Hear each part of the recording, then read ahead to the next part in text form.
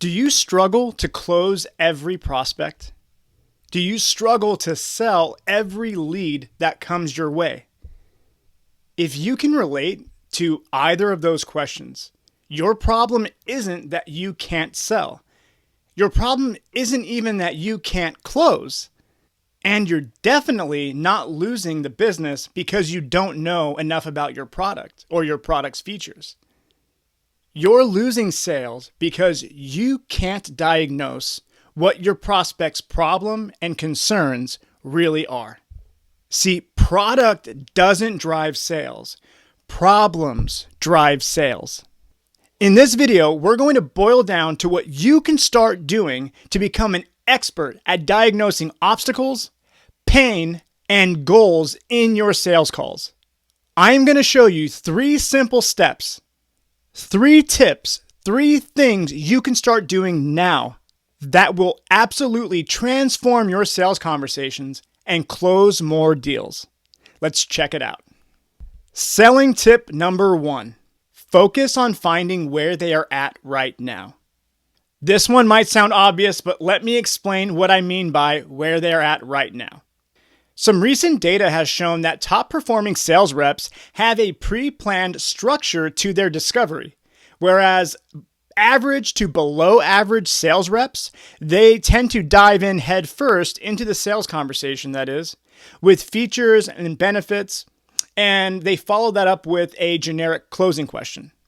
So something that has worked very well for many top sales reps is creating a roadmap for their discovery process. There's a very effective discovery model, and it's called SPIN. Now, SPIN is an acronym for situation, problem, implication, and need/payoff. SPIN.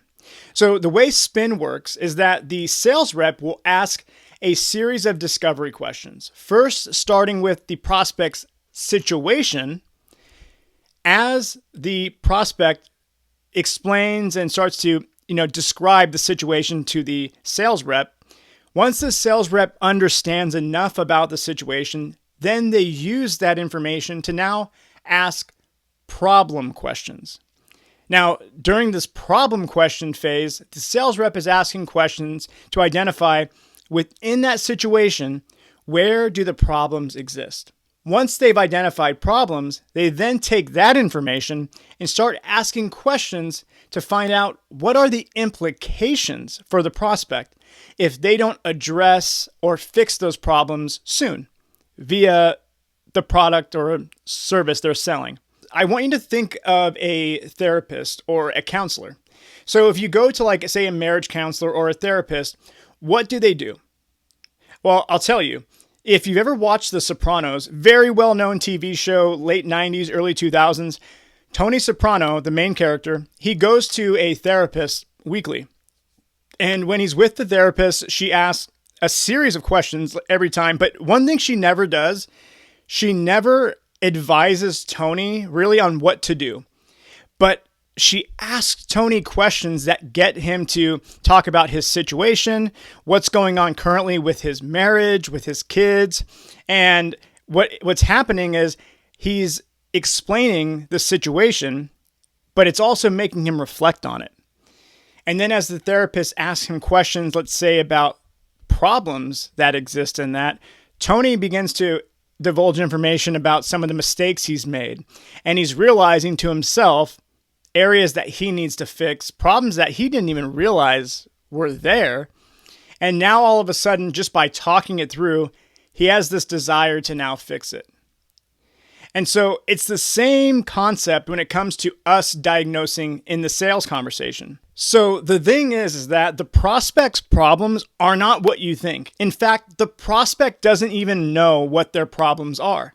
They might tell you, I want X, Y, and Z, thinking that if they get X, Y, and Z, it will solve their problems. But in reality, they need something else. They need something different. They just don't know what that thing is. It's your job to help them see and understand the big picture. So you could show them how the features of your service or product can help them solve problems that up until now they never knew existed or they haven't considered before. But you cannot do any of this without uncovering challenges and diagnosing their problems. Selling tip number 2, find out where they want to be. So here's where we're at so far. Selling tip number 1 was find out where they are now. Now you want to find out where they would like to be with your product or service. Now, let's think back to the therapist or counselor analogy. So as the therapist is asking questions and the patient is telling them, this is going on in my life, I guess this is going on. And as the patient's doing this, they're realizing that they have certain problems they need to address. So then the therapist might ask, well, look, if you had it your way, if we meet every week, where would you like to see yourself in these situations, these specific areas of your life that you want to work on? 6 months from now, where would you like to see yourself? What kind of progress would you like to see? Now the patient is going to say, well, I would like, in this relationship right here, I really like to work on my transparency. I haven't talked to my dad in 6 months. I really hope 6 months from now that I can be talking to him again. Now there's this desired future state. Now, every time that patient goes back to the therapist's office, they're doing so in the pursuit of attaining that future or desired state. Your job, first and foremost, like we said in step 1, is to figure out where they're at currently. Now, once you've done that, your job is to ask about where they would like to be via your product or service right here. Now, between these two things exists a gap. And in that gap, there are problems and obstacles that are preventing them from getting to their destination right here. This is where you come in, and this is where you now show how your unique features and benefits can address those problems head on. And essentially, now we move to step number 3, bridge that gap. Your job as a closer is to show the prospect how your product and solution can bridge that gap between where they are now and where they desire to be. If you don't understand what that gap is and what it looks like, and the obstacles that are preventing the prospect from getting from point A to point Z, you are not going to close the sale. In fact, if all you do is push features and benefits on the prospect, they're not going to buy. When you lead with features and benefits and use those features and benefits to try to persuade the buyer, you're going to hear objections such as, yeah, you know what, it sounds good, let me think about it. Or, let me get back to you. Or, give me a call back 6 months from now. We'll see where everything's at. You see, not being able to close isn't the problem at all. The problem is you need to get better at finding the gap.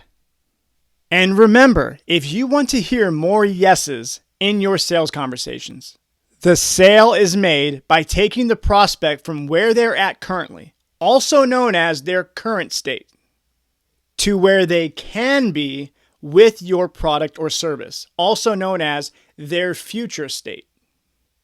Between these two destinations exists a gap.